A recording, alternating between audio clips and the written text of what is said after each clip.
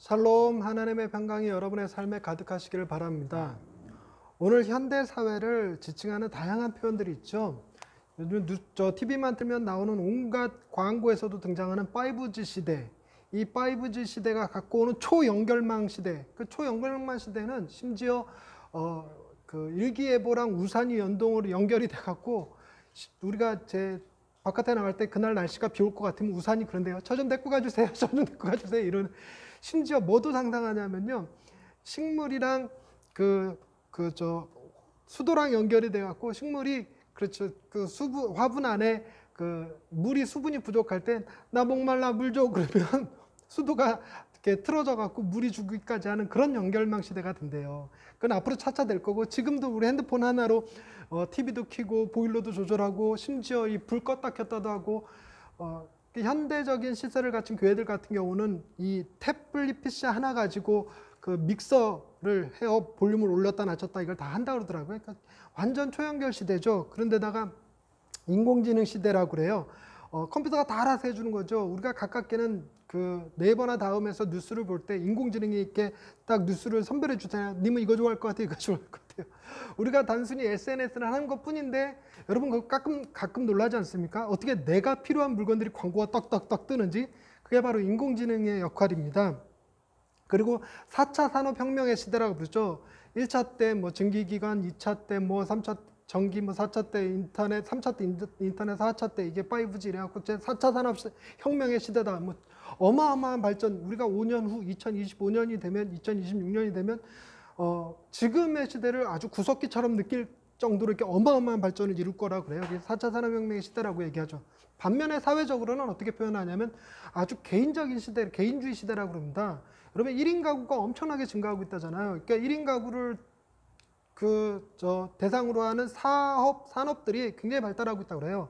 아이러니하게 인구는 점점 줄어들고 있는데 가전들, 그 가구들의 판매 수는 점점 늘고 있다고 그래요. 왜냐하면 다 같이 모여 살 때는 그거 하나만 있으면 되는데 이제 1인 가구 시대가 되니까 각각 살림을 또 따로 마련해야 되는 거예요. 냉장고가 또 있어야 되고 TV 있어야 되고 가구, 침대 다 있어야 되는 거니까. 그래서 1인 가구의 증가가 이런 소비재의 증가까지도 같이 끌고 왔다고 그러죠. 그리고 완전 성공주의 시대 아닙니까? 성공하지 못하면 사람 취급받지 못하는 심지어 루저니, 이생망니 이런 표현을 쓰는 시대죠. 그리고 돈이면 다 된다고 생각하는 세속사회가 돼버리고 말았습니다. 역사적으로는 뭐라고 얘기하냐면 오늘 얘기하고자 하는 게 이건데 지금 시대를 포스트 모더니즘 시대라고 합니다. 과거에 그 중세시대가 있었고 중세시대 때 르네상스 일어나고 과학혁명 일어나고 이러면서 사람들이 점점 신보다 인간의 이성을 더 중요시하게 여기면서 과학과 이성을 맹신하던 시대가 있었습니다. 그 시대를 근대사회라고 그래요. 그거를 모더니즘이라고 그러고 지금은 그것보다 더 뒤에 그 모더니즘이 지나간 시대, 포스트 모더니즘 시대라고 부릅니다. 그래서 이제 포스트 모더니즘은 지금의 우리 젊은 세대들을 가리키는 용어고 저희 세대나 저희 윗세대 같은 경우는 아직도 모더니즘 시대를 살고 있는 사람들이 굉장히 많죠. 이성 중심의 이성 중심의 사고를 하는 그런 분들이 굉장히 많으시죠. 그래서 이런 사람들을 후기 모더니즘이라고 표현을 하거든요. 그러니까 저는 후기 모더니즘, 우리 아이들은 포스트 모더니즘 시대인 거죠. 그런데 과학자들이 뭐라고 얘기하냐면 포스트 모더니즘 시대는 어떤 특징들이 있을까? 이거를 철학자들 혹은 사회, 역사 이런 걸 연구하는 사람들이 하는 표현들이 있습니다. 그게 뭐냐면 그 포스트 모더니즘을 살아가는 사람들에겐 4가지 중요한 기준이라는 게 있대요. 그 기준이 무엇이냐면 첫째로 절대적인 진리라는 없다는 겁니다. 그러니까 절대적인 진리는 없기 때문에 어떻게 살아야 된다라는 규정 같은 것도 없죠. 그러니까 자기 자신에게 진실해야 된다고 그래요. 내가 뭘 좋아하는지 뭘 싫어하는지 그게 기준이 돼서 내가 원하는 것을 하고 살아야 된다는 거죠. 그래서 절대적인 진리는 없으니까 진리는 다 상대적이며 심지어 상대적인 것도 존재하지 않습니다. 뭘 좋아하냐면 실용적이냐 하는 거예요. 실용적인 진리. 그래서 어떤 게 진리냐면 제가 자주 쓰는 표현이긴 한데 치킨에 맥주가 진리다. 우리는 치킨에 콜라가 진리다 하는 그런 식인 거죠. 심지어 설교하는 목사님들한테 하는 얘기가 그런 게 있습니다. 설교는 짧은 게 진리다. 이렇게 얘기하는 것들. 그러니까 이런 것들이 이제 실용적인 것이기 때문에 이게 진리다. 이렇게 얘기하는 거죠. 그러니까 절대적인 진리가 없다. 이게 이제 포스트 모더니즘 사고인데 이게 말이 웃기지 않습니까? 절대적인 진리는 없다. 이건 절대적인 겁니까? 절대적이지 않은 겁니까? 절대적인 진리는 없다. 이게 절대적이 아니라면 이것이 맞지 않을 수도 있다는 거잖아요. 그러니까 달리 얘기하면 절대적인 진리가 있을 수 있다는 얘기잖아요. 그럼 절대적인 진리가 있을 수 있으면 절대적인 진리가 없다라는 말은 맞는 거예요, 틀린 거예요? 그러니까 이게 포스트 모더니즘 사고의 첫 번째부터가 조금 그 난센스를 가지고 있는 건데요. 어찌됐건 이렇게 생각한다고 그래요. 그 다음에 두 번째가 여러분 비행기 타고 가다가 그 난기류를 만나서 비행기가 막 흔들리면 가끔 그런 거 있잖아요. 위에서부터 이 산소 마스크가 뚝 떨어집니다. 그러면 이제 그 스튜어디스 분들이 안내를 해줄 때 그러죠. 산소 마스크가 떨어지게 되면 제일 먼저 본인이 쓰시고 그 다음에 자녀들 씌워주세요. 이렇게 얘기합니다. 그러니까 그게 왜 그러냐면 이 떨어진 상태에서 자녀 먼저 씌워주다가 이렇게 당황해서 제대로 못 씌워주게 되면 나도 죽고 애도 죽어요. 그러니까 나 먼저 얼른 쓰고 숨을 쉴 수 있는 상태에서 애를 씌워줘야 애도 살리고 보호자도 살 수 있다고 그래요. 그래서 계속 끊임없이 비행기만 타면 산소 마스크가 떨어지면 본인 먼저 쓰시고 줄을 당겨주시고 그 다음에 자녀를 씌워주세요. 이런 얘기 꼭 합니다. 근데 마치 행복도 이런 거예요. 누가 먼저 행복해져야 되냐, 내가 먼저 행복해져야 돼, 이런 생각을 정말 많이 했죠. 예전에는 우리 시대만 해도 그래요. 내가 먼저 행복하니까 가문이 먼저 잘 돼야 된다는 생각에 큰 형님 혹은 큰 오빠에게 몰빵하고 그 동생들은 다 희생해야 되는 그런 시대가 있었습니다. 그런데 지금은 그런 거 아니죠. 왜 오빠만 학원 보내줘? 왜 오빠만 나이키 신발 사줘? 반대가 요즘은 워낙 딸이기 위해서 왜 딸만 이뻐해?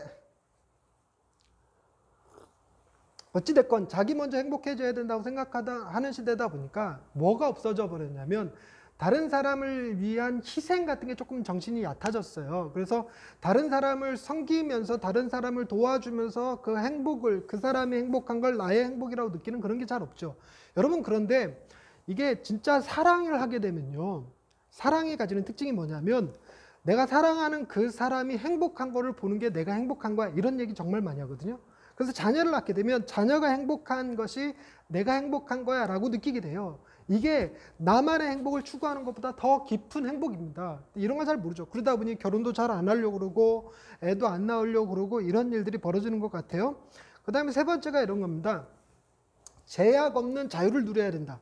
그러니까 다른 사람에게 피해만 주지 않는다면 뭐든지 내가 하고 싶은 대로 다 안 되는 거예요. 그러다 보니까 예의 없는 사람 뭐 이런 거 나오게 되고 다른 사람들한테 배려해 주지 않는다 뭐 이런 얘기가 나오게 되고 사람들이 아무리 다치고 쓰러져 있어도 뭐 관심 안 갖고 그냥 지나가 버린다 뭐 이런 얘기들이 나오는 게 이런 논리인 거예요. 제약 없는 자유를 누려라 하는 것 때문에 그러는데 자유에 대한 너무 깊은 오해를 가지고 있는 거예요. 여러분 내가 뭐든지 할 수 있어. 나한테 아무 말도 하지 마. 이렇게 얘기하는 이런 제약이 없잖아요. 그러면 그게 자유가 되는 게 아니라 그게 오히려 자유를 좁히게 만들어요. 여러분, 제약이라는 것은 올바른 제약을 선택할 때 비로소 내 자유가 더 커집니다. 물고기는 물이라고 하는 제약을 받아야 되고 우리는 우리가 살아가는 땅이라는 공기라고 하는 이 지구라고 하는 제약을 받아야 되는 거죠. 이런 물리적인 조건 외에도요. 부모님 밑에서 뭐 하루 세끼 제때 먹어야 되고 약 먹어야 되고 일찍 자야 되고 뭐 일찍 집에 들어와야 되고 공부해야 되고 이런 제약들이 있단 말이에요. 그런 제약들 안에 들어가서 살 때 비로소 인간 자유로워요. 그리고 그런 자유를 그렇게 제약을 제한하여 만들어낸 게 뭐냐면 그렇죠. 수영을 얼마나 물속에서 얼마나 자유롭게 할 수 있는가. 이것은 물 밖에서 내가 훈련하는 것에 내 자유를 제한하는 거잖아요. 그러니까 그런 것이 자유예요. 그러니까 진짜 자유는 뭐냐면 올바른 제약을 결정하는 자유인데 이걸 잘 몰라요. 그러니까 나한테 뭐라고 하지 마 이런다는 거죠. 근데 여러분 사랑을 하게 되면요. 그 사랑하는 사람에게 내 시간을 맞추게 되고 그 사람의 입맛에 내 입맛을 맞추게 되고 이러면서 내 자유를 제한하는데 이게 진짜 자유로워요. 이게 진짜 행복해요. 사람들이 행복에 이르는 것은 무한정 아무렇게나 살아가는 자유가 아닙니다. 사람은 오히려 망가뜨리거든요. 그런데도 불구하고 제약 없는 자유를 추구합니다. 그 다음에 네 번째가 옳고 그름을 항상 자기가 결정해요. 내가 옳다고 느끼는 것만 돼요. 지금 안산 선수를 계기로 해갖고 이 페미 논쟁이 시끄럽죠. 정치권까지 붙어갖고 뭐 극진적 페미, 뭐 건강한 페미 이런 얘기를 하던데 페미 논쟁에서도 항상 뭐가 중요하냐면 그 페미 논쟁을 바라보는 내 감정이 어떠냐. 그래서 어떤 사람은 페미가 나쁜 거야. 어떤 사람은 페미 인정하지 않는 네가 뭘 상식한 거야. 이러면서 싸워대는 거죠. 그 기준이 다 어디 있어 있냐면 옳고 그름의 기준을 자기 안에 두고 있기 때문에 그렇습니다. 그런데 이런 시대를 살아가는 아이들이다 보니까 자연스럽게 종교에 대한 관심이 점점 없어져 버린 시대가 돼 버렸어요. 그래서 종교를 가만히 생각해 봅시다. 종교는 상대적인 진리 이런 것 인정하지 않습니다. 그건 뭐 종교다원주의 이런 거 인정하지 않죠. 특히나 기독교는 더 그렇습니다. 예수 외에는 구원이 없다. 예수 외에는 다른 이름으로 구원 얻을 길을 우리에게 주신 바가 없다. 뭐 이런 얘기하면서 반드시 예수를 믿어야 교회를 나와야지만 구원을 받는다. 이런 얘기를 하니까 우리는 절대 진리를 얘기하는 거거든요. 절대 진리, 타협하지 않는 진리를 얘기하니까 거부감이 느껴지기도 하겠죠. 뿐만 아니라 예수를 믿는 사람들은 어떻게 해야 돼요? 자기 자신의 행복만을 추구하는 것이 아니라 다른 사람의 행복을 위해서 살아야 된다는 희생정신을 많이 강조하죠. 그러다 보니까 개인주의적 사회를 살아가는 이 시대 아이들한테 이게 잘 설득이 안 되는 겁니다. 그런데다가 교회를 다니면 오히 자유가 제한된다고 생각하는 거죠. 그렇죠? 주일날 놀러 못 가요. 교회 예배 드려야 되는데 지금 뭐 코로나 시대 돼갖고 주일날 교회를 안 나가도 11시 되면은 카톡방에 들어와야 되고 줌에 접속해야 되고 뭐 유튜브 들어야 되고 뭐 이렇게 자기를 얽어매는 그런 기준을 들이대니까 이게 좋을 리가 있겠습니까? 뿐만 아니라 내가 옳다고 생각하는 것이 교회에 가면 뭐 목사님 설교 듣다 보면 성경 읽다 보면 잘못된 거라는 인식을 자꾸 갖게 만들어요. 율법을 자꾸 들이대면서 옳고 그름의 기준이 네 안에 있는 게 아니야. 옳고 그름의 기준은 하나님에게 있는 거야. 이런 얘기 하니까 에이 그런 종교 안 갖고 마라 이러면서 종교를 등한시합니다. 종교 없이도 얼마든지 살아가는데 불편함이 없다는 거죠. 그래서 오늘 무슨 문제가 생겼냐면 이 반기독교 정서가 생겨버렸어요. 이 코로나 이전에도 반기독교 정서가 있었거든요. 뭐 때문이냐면 미국의 상원 채플 목사였던 상원의 예배 인도자였던 리처드 헬버슨 목사님이 이런 말씀을 하셨어요. 교회는 그리스로 가서 철학이 되었고 로마로 가서는 문화가 되었으며 그 다음 로마로 가서는 제도가 되었고 그 다음 유럽으로 가서 문화가 되었고 마침내 미국으로 왔을 때 교회는 기업이 되었다 이렇게 얘기했거든요. 그런데 거기다 한술 더 떠갖고 우리나라의 대형교회 세습을 비판했던 영화 쿼바디스라는 영화가 있었어요. 그 영화의 감독이었던 김재한 감독은 이렇게 덧붙였습니다. 교회는 한국으로 와서 대기업이 됐다. 난 뭐지? 근데 이 말이 굉장히 묘하게 설득력이 있어서 오늘날 교회들은 다 종교가 아니라 돈벌이 수단에 불과하다라는 얘기를 하게 돼요. 그래서 목사들이 다 교인들의 헌금을 갈취하는 것이고 교회에서 예수는 숭배하는 대상이 아니라 원래 예수는 4대 성인 중에 한 분이셨는데 그걸 신으로 둔갑시켜갖고 돈벌이 노예로 전락시킨 게 오늘날의 한국교회다. 이런 얘기까지 해버린 거죠. 그런데다가 코로나 터지면서 교회에서 확진자 나오고 처음에 초기에 그 신천지 문제 생겼죠. 그 다음에 뭐 다양한 선교단체에서 문제 생겼죠. 이러면서 교회는 코로나를 확산시키는 곳이다. 이런 생각을 갖게 됐습니다. 그런데 교회는 그런 얘기 하잖아요. 왜 백화점 이런 데는 식당은 뭐 콘서트장 가게 하면서 왜 교회만 못 가게 하냐. 왜 교회만 예배 못 드리게 하냐. 그럴 때 사람들이 교회는 삶의 필수가 아니기 때문에 그렇다. 이렇게 얘기한다는 거예요. 여러분 예배가 교회 삶의 필수가 아니라고 얘기하는 게 납득이 되십니까? 우리가 이거 예배 없어도 그만인 겁니까? 교회 없어도 그만입니까? 우리가 살아가면서 예수님 없이 살아갈 수 있을까요? 사람들은 이해하지 못합니다. 없이도 얼마든지 살기 때문에 그렇죠. 그러나 우리는 예수님 없이 어떻게 살아가겠습니까? 교회가 없다면 이 세상을 어떻게 살아갈 수 있겠습니까? 예배 드리지 못하는 사회, 상상만 해도 끔찍하죠. 공산주의 사회 같은 경우요.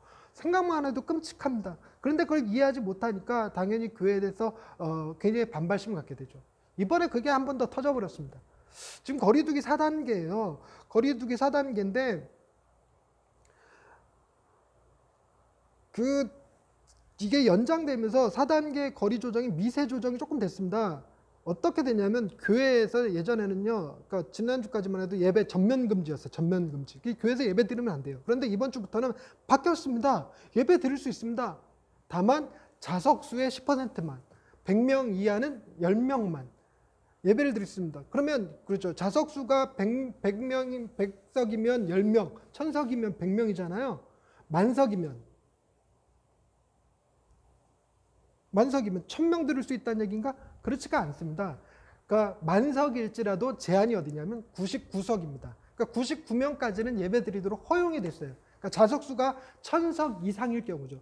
자석수가 1000석 이상일 경우에는 99명까지 예배드릴 수 있다. 이랬는데 그거를 사람들이 어떻게 받아들이냐면 교회 예배 99명까지 가능.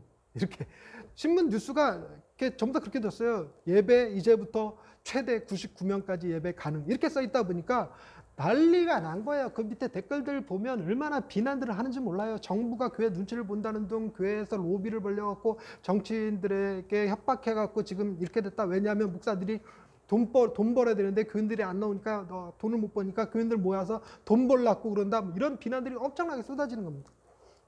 온갖 교회에 대한 오해가 판을 치고 있다고 해도 과언이 아닌 거죠. 그런데 오늘 본문에도 이런 예수님에 대한 오해를 가진 사람들의 이야기가 나옵니다. 오늘 본문에 보시면요.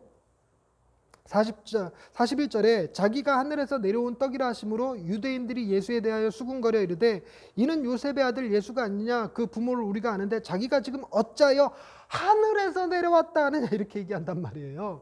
그러니까 이 사람들도 이런 그 예수에 대한 이 반발심이 좀 있었는데 그 이유가 유대인들이 가지는 사고 때문에 그러는데 이 사람들은 하늘에서 내려왔다라는 말을 들으면 이건 완전 신성 모독으로 이해를 했습니다. 그러니까 하나님을 모독한 행위이기 때문에 굉장히 기분 나빠했어요. 근데 이 이야기는 우리가 지난주에 했던 이야기에 이어져 나오거든요. 우리가 지난주에 했던 게 생명의 떡에 관한 이야기였는데 그 생명의 떡 얘기하면서 무슨 얘기했는지 기억하십니까? 영생을 위하여 있는 양생을 위해서 일해라 이러면서 우리의 삶의 목표를 바꿔주신 예수님에 대해서 얘기했고 그리고 우리에게 생명의 떡이 되어주셔서 자신의 살과 피를 내어주실 만큼 우리를 사랑하시는 주님에 대한 이야기를 나눴으며 그리고 마지막으로 부활에 대한 이야기를 했었죠. 우리는 부활할 존재고 그 부활을 위해서 예수 그리스도께서 십자가에 달려 죽으시고 부활하셨던 그 사건에 대한 첫 열매에 대한 얘기를 나눴었습니다. 근데 오늘은 그 본문 이어서 나오는 이 본문을 통해서 유대인들이 그 예수님의 이야기에 어떻게 반응했으며 그리고 그럼에도 불구하고 예수님께 나오는 자들은 어떻게 된 것인가 라는 것과 그리고 자신의 살을 내어주시겠다는 예수님의 약속의 내용이 오늘 본문에 담겨 있습니다. 그래서 저는 오늘 본문을 통해서 좀 생각해 보고자 하는 것이 이런 겁니다. 우리는요 우리가 생각하는 것보다 훨씬 더 위대할 수 있다는 사실입니다. 그리고 두 번째로 하나님은 우리가 하나님을 알기 전부터 하나님은 우리와 함께 계셨다라는 사실에 대한 이야기고요. 마지막으로는 우리는 사랑하면서 살아갈 수밖에 없는 존재로 지음받았다는 사실에 대해서 얘기를 하려고 합니다. 첫 번째로 우리는 우리가 생각하는 것보다 훨씬 위대한 존재다. 여러분 유대인들이 예수님을 불신했던 이유가 뭐였다고 말씀드렸죠? 그들이 그런 거예요. 저 요셉의 아들 목수 아니야? 내가 저들의 부모를 아는데 저거 어떻게 하늘에서 내려왔다는 이런 소리를 해? 말 같지도 않은 소리를 해? 이런 얘기 합니다. 근데 이거 저희도 비슷하게 이런 얘기 하죠. 뭐냐면 사도신경 할 때 예수님이 하나님 보좌 우편에 앉아 계시다가 그곳에서부터 심판하러 이 땅에 내려오신다. 재림의 때를 그렇게 얘기하잖아요. 어디서부터 한다? 하나님 보좌 우편에서부터 온다. 그런데 소위 자칭 우리나라에도 자기가 재림 예수라고 주장하는 사이비 교주들이 있단 말이에요. 그 사이비 교주들이 사이비라는 걸 뭘로 알 수 있느냐? 그들의 부모가 있다는 거죠. 족보가. 분명히 그도 누군가의 몸에서 태어났지 않았겠습니까? 그러면 가짜라는 거죠. 왜냐하면 다시 오실 예수님은 하나님 보좌 우편에서 직접 내려오셔야 되거든요. 그런데 이제 이런 개념이 이때 당시 유대인들에게도 있었던 거죠. 내 부모를 내가 아는데 뭔 헛소리야. 네가 왜 하늘에서 내려왔다 소리를 해? 이런 얘기를 하는 겁니다. 근데 이런 얘기를 하는 건요. 이 사람들이 가지고 있는 지혜라고 하는 게 있잖아요. 지식이라는 것이 제한적이기 때문에 그렇습니다. 우리가 가지고 있는 지식도 마찬가지로 굉장히 제한적입니다. 여러분 저 아시나요?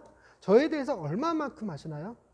아마도 저에 대해서 저를 가장 잘 아는 사람은 제 아내겠죠. 지금은 제 아내입니다. 제가 한참 하나님을 멀리하고 떠나서 헤맬 때부터 나를 알았던 거고 내가 목사가 되기까지 아내의 내조가 굉장히 컸어요. 그리고 지금의 이 목회를 하기까지 아내가 얼마나 옆에서 물심양면 도와줬겠습니까? 희생도 많이 했죠.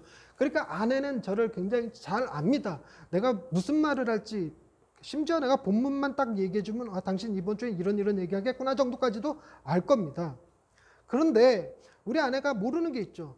제가 과거에 어떤 존재였는지 그리고 앞으로 어떤 사람이 될 것인지에 대해서는 모릅니다.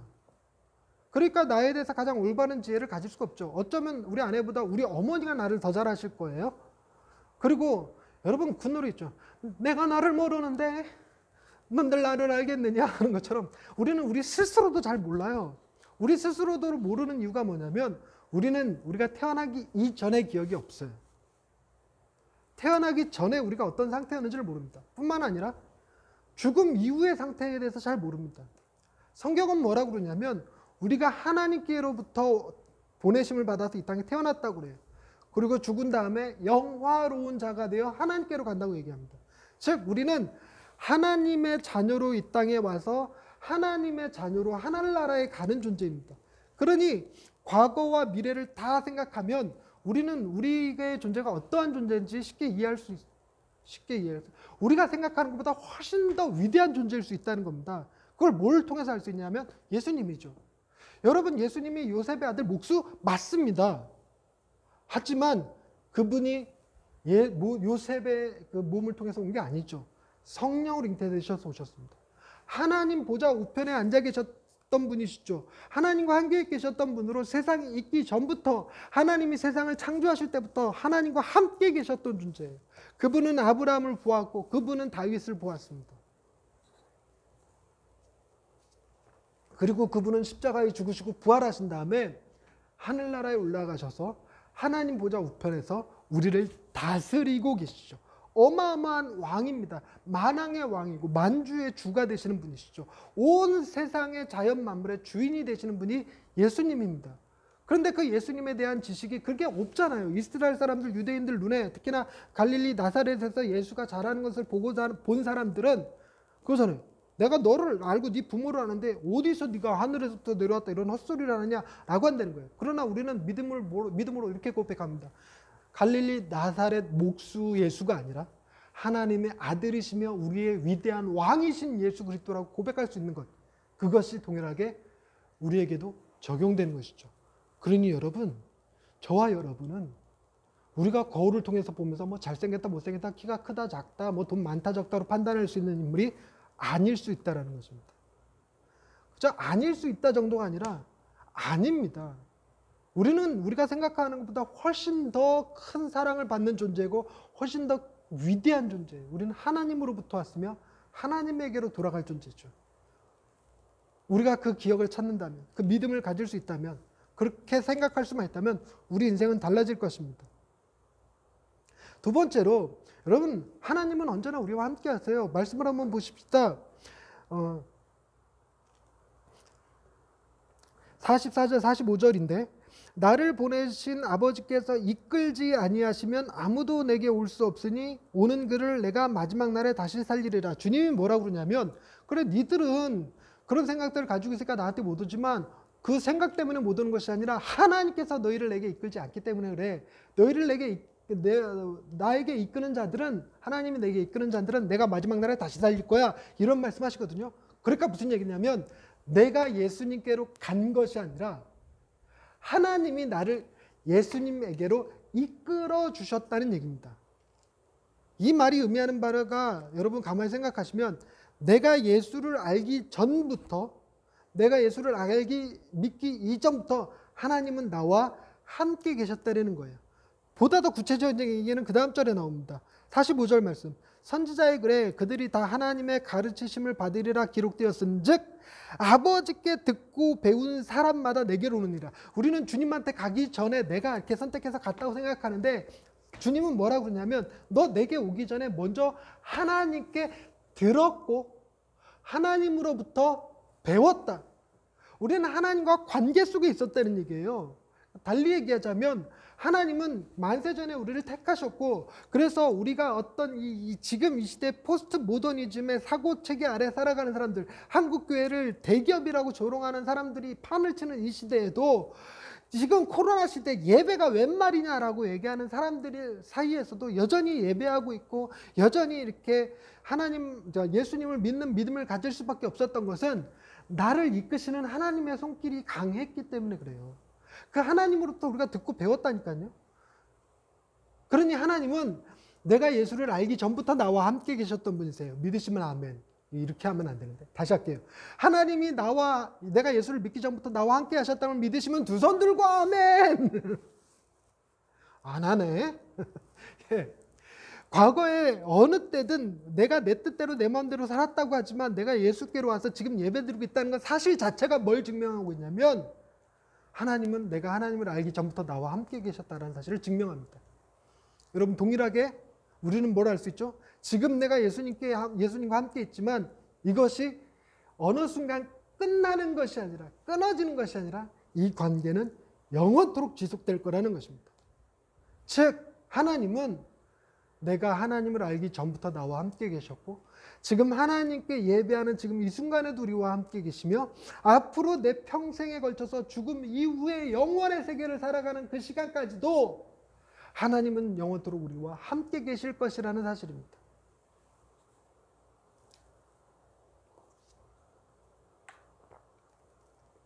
근데 이게 도대체 어떻게 가능할까요? 어떻게 우리는 하나님이 만세 전부터 알고 계시고 예수 믿기 전에도 알고 계셨고 우리를 예수에게로 이끌었는데 우리가 도대체 어떻게 하나님의 자녀가 되어서 영생을 살아가게 될까요? 그것도 하나님과 같이. 그것은 우리를 위하여 예수님이 행하시는 어떤 일 때문에 그런데 그게 세 번째입니다. 말씀을 보실까요? 말씀 보시면 50절 51절입니다. 이는 하늘에서 내려오는 떡이니 사람으로 하여금 먹고 죽지 아니하게 하는 것이니라. 나는 하늘에서 내려온 살아있는 떡이니 사람이 이 떡을 먹으면 영생하리라. 내가 줄 떡은 곧 세상의 생명을 위한 내 살이니라. 여러분 예수님이 이 이야기한 것 때문에 그 다음 구절에 보시면 52절에 그러므로 유대인들이 서로 다투어 이르되 이 사람이 어찌 능히 자기 살을 우리에게 주어 먹게 하겠느냐 이런 논쟁이 일어나요. 이런 논쟁의 끝에 뭐도 벌어졌냐면 60절 말씀 보시면 제자 중 여럿이 듣고 말하되 이 말씀은 어렵도다 누가 들을 수 있느냐라고 얘기합니다. 그리고 66절에 가서 보시면 그때부터 그의 제자 중에서 많은 사람이 떠나가고 다시 그와 함께 다니지 아니하더라 이렇게까지 가버려요. 그러니까 예수님께서 내 살을 주어 먹게 하겠다 라고 하는 나는 세상의 생명을 위한 내 살이다. 내 살이다? 말이 좀 이상했어요. 내가 줄 떡은 곧 세상의 생명을 위한 내 살이다. 내 살을 떡으로서 생명의 떡으로 준다는 거잖아요. 이 말을 이해 못했던 거예요. 여러분 이 말을 이해하기 위해서는요. 먹는다라는 개념을 좀 이해하실 필요가 있어요. 여러분 예수님을 믿는다 그랬을 때 나타나는 그 현상이 뭐냐면 예수님이 나를 위해서 예수님이 선하게 사신 삶, 그 삶의 열매를 내게 주시고 나를 위해서 십자가에 달려 죽으심으로 내 모든 죄를 주님이 대신 담당하시거든요. 그리고 부활하신 주님이 우리와 함께 계시겠다 그랬어요. 그래서 우리는 믿음을 통하여 그 예수님과 연합하는 자가 됩니다. 달리 얘기하면 예수님과 하나가 되는 게 믿는다는 거예요. 그래서 예수님은 우리의 몸이 되시고 우리는 그분의 지체가 된다라는 얘기까지 합니다. 오죽하면 이런 표현을 쓸까요? 그분이 우리의 몸이고 우리는 그분의 지체다. 하나됨.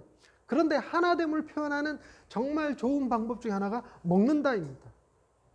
먹어서 내 몸에 영양분이 되고 나를 자라게 하고 나를 건강하게 하고 내 성격과 내 생각과 내 판단을 움직이게 하는 것, 그걸 표현하는 방식이죠. 그래서 이 먹는다라는 표현을 쓰는데 먹는다는 것도요, 여러분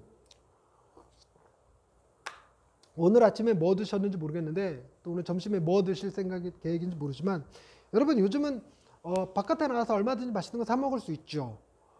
날이 더우니까 냉면들 많이 드시지 않습니까? 냉면도 드시고 콩국수도 드시고 이렇게 하는데 근데 우리 어릴 적에요. 먹을 것이 흔치 않을 땐 먹는 것이 매 끼니가 먹는 것이 쉽지 않으니까 식사하셨습니까가 인사였어요. 굶는 거 허다했었습니다.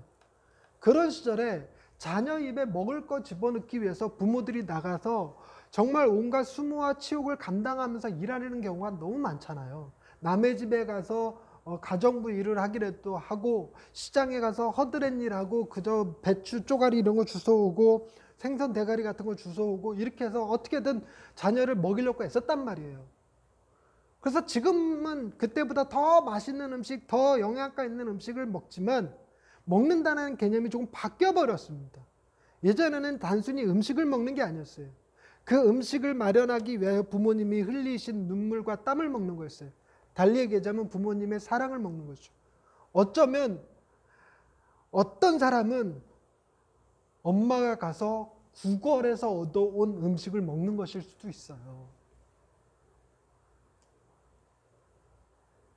엄마는 짜장면을 싫다고 하셨어 라고 얘기하는 그 시절 말이죠. 엄마는 생선 대가리만 좋아해 라고 말하는 시절이요. 우리가 다 커서 뭐라고 생각합니까? 우리가 그 음식 먹고 자랐다고 그러나요? 어머니의 사랑을 먹고 자랐다고 얘기하죠. 이게 먹는다의 개념입니다. 예수님이 당신의 살을 우리에게 주셔서 먹게 하신다고 할 때는 단순히 살이 아닙니다. 그 살이 의미하는 바가 있는 거죠. 주님이 주시는 생명의 떡은요, 하나님과 동일하셨던 그분이 하늘 보좌를 버리시고 이 땅에 내려와서 인간의 모습으로 30년을 사세요. 정말로 오늘 유대인들이 얘기했던 요셉의 아들로 목수로서 30년을 삽니다.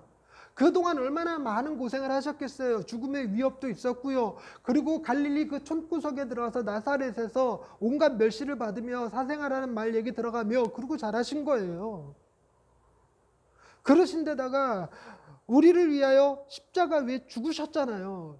단순히 죽기만 하신 게 아니라 그 과정을 가만히 보세요. 채찍질 당하시고 침뱉음 당하시고 온갖 모욕과 조롱과 수치를 다 겪으시고 옷 벗기시고 머리에 가시 면류관을 쓰시고 손발에 못 박히시고 창으로 찔러서 물과 피 다 쏟으시고 그렇게 해서 내준 살이에요. 주님이 우리의 죄로 인해서 찢기신 그 살.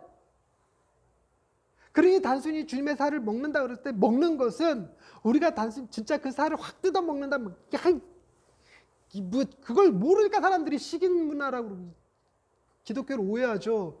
그 굉장한 사랑을 먹는 거예요. 주님이 우리를 향해서 놀라운 사랑을 베풀어 주셨고 우리는 그 사랑을 먹고 자라는 거죠. 여러분, 우리가 지금 이 시대를 살아가면서 이 세상이 전부야라고 생각하니까 포스트 모더니즘적인 생각이 나와서 내가 원하는 대로, 내가 행복한 대로 내 자유가 제한받지 않고 이렇게 살아야 된다라고, 옳고 그름의 기준이 내 안에 있다고, 절대적인 진리라는 건 없다고 막 이루고 살아가는데 그 생각의 폭이, 보세요.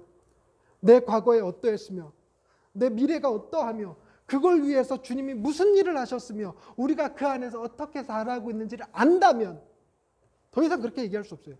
달리 얘기하자면 그들의 생각은 지극히 이 세상이라고 하는 한정된 시간과 공간 속에서 제약을 받은 불완전한 지식이라는 것입니다. 그래서 우리는 더 이상 그렇게 생각할 수가 없어요. 우리가 하나님으로부터 왔으며 하나님이 평생 우리와 함께 하시며 예수 그리스도께서 온갖 희생을 통해서 우리에게 주신 그 사랑을 먹고 자라는 우리는 하나님과 영원의 세계를 같이 살 거예요. 이걸 알게 되는 이상 더 이상 세상 사람들과 똑같이 살아갈 수 없죠. 세상 사람들의 가치 기준으로 살아갈 수가 없습니다. 우리는 주님이 내게 주어 먹게 하신 그 사랑으로 나를 채우고, 중요하니까 잘 들으세요. 채운 사랑을 흘려보내면서 살아갈 수밖에 없는 존재입니다. 말씀을 정리하십시다. 제가 세 가지 말씀을 드렸죠. 첫째는 우리는 우리가 생각하는 것보다 훨씬 더 위대한 존재라는 것입니다. 우리의 탄생 이전과 죽음 이후의 세계까지 다 통틀어서 본다면 말이죠. 우린 지금 이 순간에 내가 조금 가난하다고, 실패했다고, 병들었다고 그걸로 내가 평가받을 수 있는 존재가 아닙니다. 정말 이 영원의 시간 속에서 우리가 살아가는 이 순간은 찰나에 불과해요. 이 찰나의 시간을 통해서 우리를 결정한다? 그런 게 어디 있습니까? 말 같지도 않은 소리죠. 우리는 더 놀라운 영원의 시간 속에서 가치 평가를 받아야 되는 사람들입니다. 하나님은 그걸 다 아시는 분이고 그 하나님이 우리를 가장 존귀하고 보배로운 자라고 하셨습니다. 두 번째로 우리는 혼자 존재하는 게 아니에요. 우리가 예수를 알기 전부터, 교회를 나오기 전부터, 예수를 믿기 이전부터 하나님은 우리를 알고 계셨고 우리에게 말씀하고 계셨으며 우리는 그분으로부터 배웠습니다. 그래서 예수에게로 이끌림 받고 온 거죠.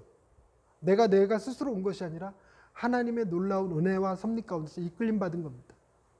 그리고 그런 하나님은 우리를 영원의 시간 동안 버리지 아니하고 끝까지 함께 하실 분입니다. 하나님 당신의 나라에 우리를 부르셔서 말이죠. 뿐만 아니라 우리는 이 세상을 어떻게 살아갈까요? 개인주의 아닙니다. 우리는 예수님의 사랑으로 이만큼 믿음으로 자랐죠. 그 다음에 그 사랑을 내게 채웠죠. 그러니 그 사랑을 흘려보낼 수 있는 사람들, 즉 사랑하며 살아가야 될 존재입니다. 가깝게는 내 가족을, 내 교회를, 내 이웃을, 이 나라를, 이 민족을, 그리고 인류애를 위하여 살아가는 것이죠. 그게 우리의 삶입니다. 그러니 여러분, 앞으로 두려워하실 필요 없습니다. 여러분의 인생에 대하여 좌절하거나 절망하거나 실망할 필요가 없으십니다. 여러분, 우리는 주님을 믿기 때문에 우리의 삶은 달라졌고 앞으로도 다를 것이며 영원토록 하나님 앞에 존귀한 자가 되어 있을 것을 믿으시고, 그 믿음으로 이번 한 주도 어깨 쫙 펴시고 입꼬리 올리시고 화이팅! 하실 수 있기를 바랍니다. 기도하십시다. 하나님, 우리도 역시 유대인들처럼 내가 보고 듣고 느끼는 것으로 모든 것을 판단하는 경향이 있습니다. 내가 사는 문화권 내에서 내가 배운 지식을 토대로 내가 보는 것만을 중심으로 판단하다 보니 주님이 말씀하시는 것들을 쉽게 받아들이지 못할 때가 많습니다.